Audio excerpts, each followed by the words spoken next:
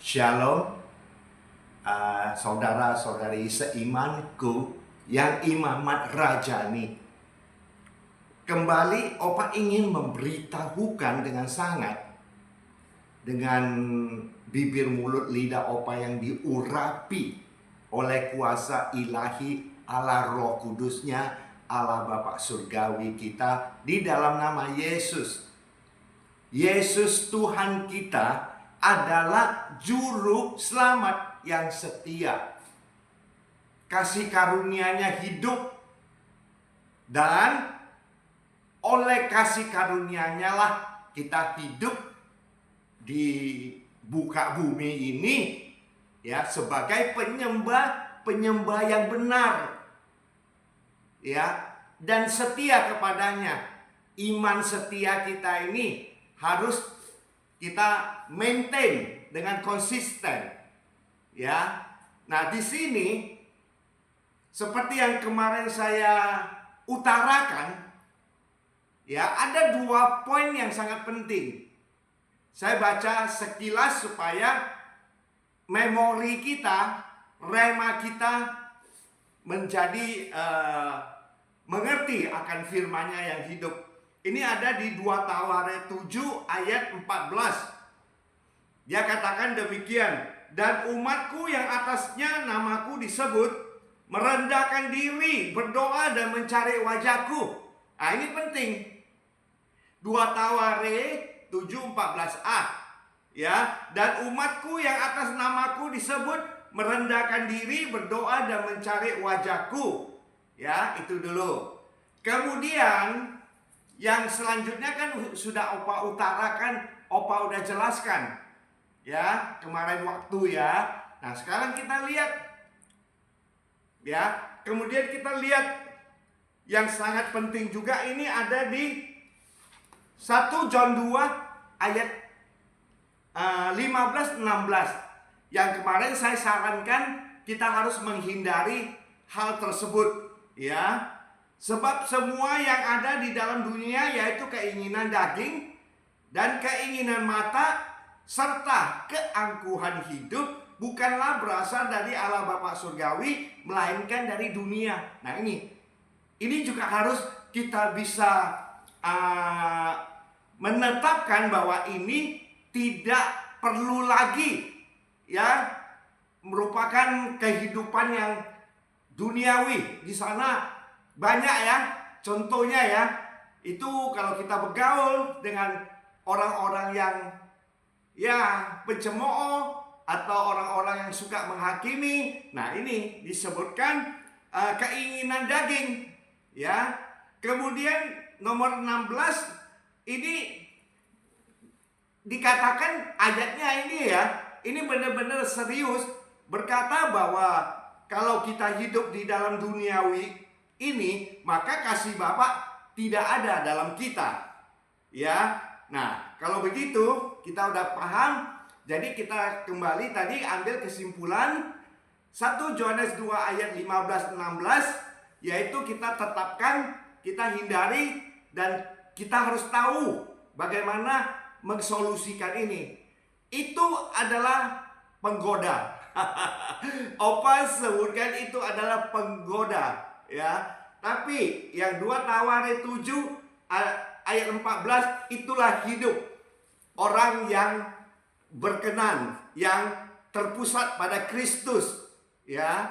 Oke. Kemudian satu yang paling penting, kita harus tahu juga loh, bagaimana strategi yang jitu untuk menghadapi 1 Yohanes 2 ayat 15-16 ini. Karena dia setiap hari kan kita pergi ke market, pergi ke duniawi, ya kan? Dan kita di sana kita melihat, dan teman-teman kita pun banyak masih berada dalam pola-pola pikir duniawi, ya. Jadi kita harus mengarahkan mereka, bukannya kita tergoda, bukannya kita terpengaruh oleh mereka. Harus ingat itu. Jadi bagaimana? Banyak orang bertanya kepada Opa, bagaimana solusinya? Ya kan? Solusinya adalah iman kita haruslah mempunyai iman yang setia, iman yang kudus terhadap Tuhan Yesus kita, Juru Selamat kita yang setia, dan kitanya mau dipimpin oleh Roh Kudusnya. Ya, nah kita baca di sini ya. Opa udah katakan, awalnya adalah pola pikir kita haruslah demikian.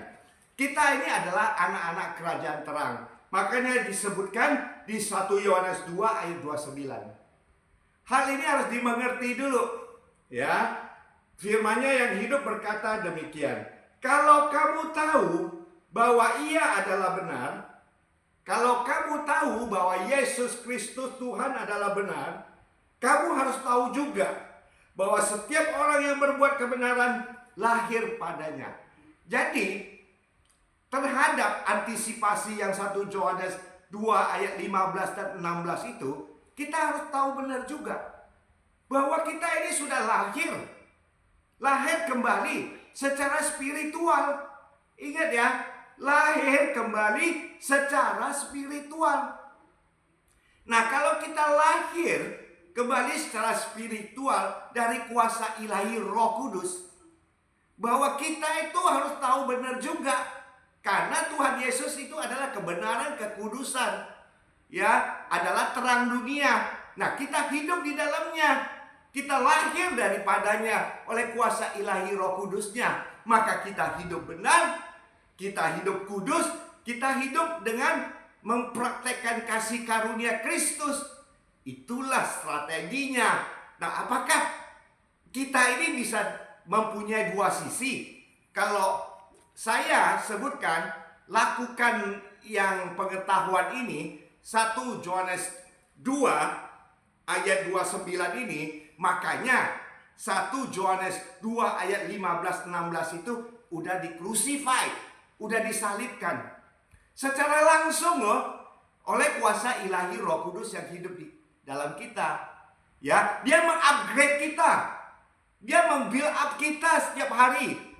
Dia katakan begini, "Son, don't touch the things from the world." Ya, set your mind on things above. Pikiran kamu disetting oleh kuasa ilahi Roh Kudus, berpikir ke arah yang maha tinggi, bukan berpikir ke arah duniawi. Nah, itu udah kelar kan? Tapi di satu sisi, kuasa ilahi Roh Kudus pun bilang, iman kesetiaanmu, imanmu yang kudus harus di-maintain secara konsisten. Itu dia. Nah, sekarang pertanyaannya, apakah saudara-saudari seimanku sudah berada di posisi hal tersebut? Ya, Opa ulangin hal ini untuk supaya saudara seimanku yang imaman rajani adalah untuk melakukan firman-Nya yang hidup dengan efektif. Pelaku firman, ya. Nah, jadi 1 Yohanes 2 ayat 29 itu adalah strategi yang kuat, yang penuh kuasa untuk mengatasi 1 John 2 ayat 15 dan 16 untuk mencapai apa? Target spiritual kita itu ada di 2 Taware 14, 2 Taware 7:14. Ada haleluya. Ya gitu ya. Ini adalah part 1. Jadi Opa sambungkan. Ya, kemarin Opa bahas 2 sisi. Sekarang Opa udah menetapkan kepada kita semua di 2026 lakukan yang 2 Taware 7 ayat 14, lakukan, capai itu ya melalui 1 Yohanes 2 ayat 29. Ya, sudah paham ya? Ini strategi yang pertama, yaitu 1 Yohanes 2 ayat 29. And haleluya. Thank you Lord. Engkau telah mengurapi bibir mulut lidah hamba-Mu untuk menyampaikan kepada keluarga-keluarga besar yang imamat rajanimu. Ya, terima kasih Tuhan. Haleluya. God bless you all, my family in heavenly realms. and amen. Thank you.